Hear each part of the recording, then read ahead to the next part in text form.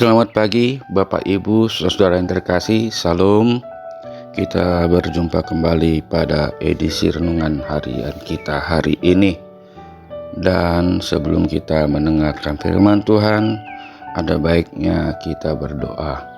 Mari kita satukan diri kita untuk berdoa. Damai sejahtera dari Allah Bapa yang melampaui segala akal, itulah yang memelihara hati dan pikiranmu di dalam Kristus Yesus Tuhan kita. Amin. Bapak Ibu Saudara yang terkasih, firman Tuhan bagi kita pada pagi hari ini yaitu Selasa 18 April 2023 dari kitab Habakuk pasal 2 ayat 4. Sesungguhnya orang yang membusungkan dada tidak lurus hatinya, tetapi orang yang benar itu akan hidup oleh percayanya. Dalam bahasa Batak, idama natealdo ibana dang tigor rohana di bagasan ala yang gohalak partigori manguludo binaini parsihotna marhapor siaon. Demikian firman Tuhan. Bapak Ibu Saudara yang dikasihi Tuhan, melalui nats hari ini kita hendak ditegur oleh Tuhan melalui Habakuk, sekaligus mengajar kita bahwa ada dua model orang di hadapannya. Pertama, model orang yang membusungkan dadanya, yang sombong dan hianat. Model orang seperti itulah adalah orang-orang yang tidak lurus hatinya, dan mereka ini yang tidak akan tetap ada. Yang kedua, model orang benar. Model orang ini adalah orang yang hatinya lurus, dan orang-orang inilah yang akan tetap bertahan hidup oleh karena percayanya. Iman, keyakinan, percayanya lah yang membawa orang-orang benar ini tetap bertahan di tengah berbagai goncangan hidup. Saudaraku, orang benar akan hidup oleh percayanya. Dia akan memastikan imannya kepada Tuhan, membangun ibadah dan mezbahnya bagi Tuhan, dan mengelola dirinya menurut ukuran iman. Orang percaya diajar untuk menaruh dan meletakkan seluruh pengharapannya bukan pada kehidupan hari ini, tetapi kehidupan yang akan datang. Itulah sebabnya Paulus juga mengatakan, sebab hidup kami ini adalah hidup karena percaya, bukan karena melihat. 2 Korintus 5 ayat 7.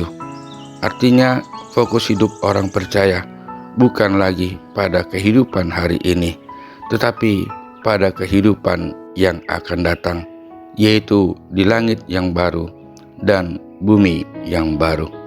Dengan demikian, penderitaan yang mereka alami tidaklah menjadi sesuatu yang menyakitkan sampai membuat mereka menyangkali imannya. Justru penderitaan yang mereka alami merupakan nilai lebih dalam hidup ini yang membuat mereka menjadi mulia atau terhormat. Oleh sebab itu, pengharapan memperoleh kemuliaan di balik kehidupan membuat mereka menjadi teguh dan kokoh dalam menghadapi segala tantangan yang begitu berat. Hal ini berbeda dengan orang-orang Kristen duniawi yang tidak menaruh pengharapannya kepada kehidupan yang akan datang. Mereka tidak akan sanggup menghadapi tantangan seperti yang dialami gereja mula-mula. Maka tidak heran saudaraku, sekarang pun di zaman ini orang-orang Kristen seperti itu tidak sanggup menghadapi serbuan pengaruh materialisme dan berbagai godaan untuk berbuat dosa. Saudaraku, dalam Roma 10 ayat 10 dijelaskan bahwa orang percaya menghadapi tantangan atau musuh dalam bentuk kekuatan dari kekaisaran Romawi yang menyiksa dan menganiaya mereka secara fisik. Tetapi orang percaya pada waktu itu tetap kuat dan benar-benar dapat mengalahkan pergumulan mereka dalam aniaya tersebut dengan kesetiaan yang tinggi kepada Tuhan Yesus, sehingga mereka dapat setia sampai mati. Orang-orang Kristen tersebut tidak takut menderita, tidak takut menjadi miskin dan terhina oleh kekuatan Rom. Dengan keteguhan hati melawan tantangan, orang-orang Kristen tersebut barulah menjadi pemenang dan dapat dikatakan sebagai pemenang. Pemenang di sini maksudnya adalah orang percaya dapat menanggulangi tantangan dalam bentuk aniaya dan berbagai penderitaan tanpa mengorbankan iman mereka.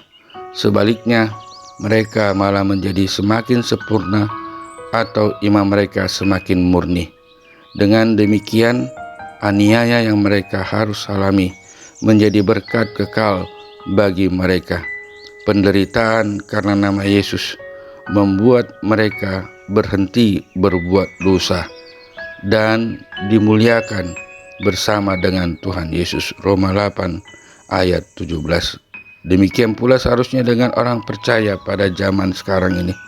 Orang percaya, yaitu kita, menghadapi tantangan atau musuh bukan dalam bentuk aniaya fisik, tetapi kekuatan materialisme dan godaan atau bujukan berbuat dosa. Orang percaya atau kita harus menang melawan tantangan pada zaman ini. Untuk bisa menang, maka satu, orang percaya seharusnya tidak takut dianggap tidak mulia atau tidak terhormat atau menjadi miskin karena tidak memiliki barang-barang dunia fana. Dua, orang percaya seharusnya tidak takut menjadi orang yang tidak memiliki kebahagiaan dari dunia ini. Tiga, orang percaya harus berani tidak menjadi kaya demi kebenaran dan kesucian hidup. Empat, orang percaya harus berani tidak menikmati dunia dengan segala kesenangannya. Dan yang terakhir, orang percaya harus berani menolak dosa walaupun ia merasakan ada sesuatu yang hilang di dalam daging dan jiwanya. Dengan demikian, orang percaya bisa menjadi pemenang dan dapat dikatakan sebagai pemenang. Tiga hal yang perlu dibangun oleh seseorang supaya dia bisa memiliki kehidupan yang berkemenangan, yaitu pertama, kita harus memantapkan keyakinan iman percaya di dalam Tuhan. Kedua, kita harus membangun ibadah sebagai wujud niat kuat untuk menghormati Allah dan kerinduan yang kuat untuk tetap dekat, melekat dengan Tuhan. Tiga, kita harus bisa mengelola hidup kita yang sesuai dengan kehendak Tuhan.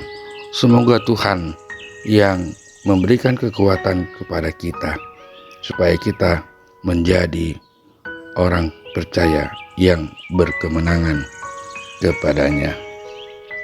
Amin. Tuhan Yesus memberkati. Tuhan yang memberikan berkat-berkat-Nya dalam kehidupan kita pada hari ini. Marilah kita berdoa. Ya Tuhan Yesus yang telah mengasihi kami dan menyertai di segenap kehidupan kami, kami sangat bersyukur ya Tuhan, punya Tuhan seperti Engkau yang senantiasa memberikan yang terbaik dalam kehidupan kami sebagai orang yang berdosa. Ya Tuhan, kasih-Mu begitu mulia, dan Kau telah menunjukkan keteladanan-Mu, menyangkal diri-Mu, bahkan Engkau ya Tuhan merendahkan diri-Mu untuk dapat menebus segala dosa kami. Ajarlah kami ya Tuhan, agar firman-Mu tetap dalam hati kami, supaya tidak ada dalam diri kami kesombongan, congkak ya Tuhan. Bagaimanapun kehidupan kami, bagaimanapun ya Tuhan berkat yang Kau berikan, agar senantiasa kami berkasih-kasihan dalam diri kami, dalam keluarga kami, terlebih di hadapan Tuhan. Yalah Bapa kami mendoakan kepada seluruh jemaat-Mu yang dalam penderitaan sakit penyakit, kiranya Engkau yang menyembuhkannya. Kepada saudara-saudara kami ya Tuhan yang dalam kemiskinan, kiranya Engkau memperhatikannya. Engkau juga ya Tuhan memperhatikan kepada saudara-saudara kami yang janda, yang duda. Kau juga memperhatikan anak-anak yatim ya Tuhan. Kau juga yang memberikan ya Tuhan kepintaran kepada anak-anak kami. Berikan Tuhan yaitu pekerjaan. Berikan ya Tuhan pendidikan yang baik. Berikan juga kepada kami ya Tuhan berkat, agar kami dapat memenuhi segala kebutuhan kami. Tuhan, kami adalah orang yang berdosa.